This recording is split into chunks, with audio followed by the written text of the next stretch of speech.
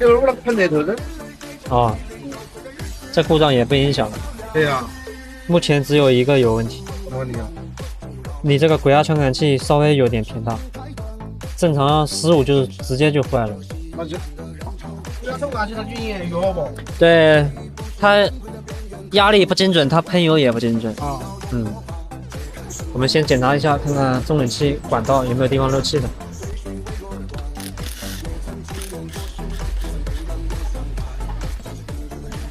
好，这个地方漏气，这里漏还挺大的呢，啊，声音特别大，听没听到？听到了。就这个地方漏，漏气的地方给它剪好。现在再看漏不漏？好，漏了。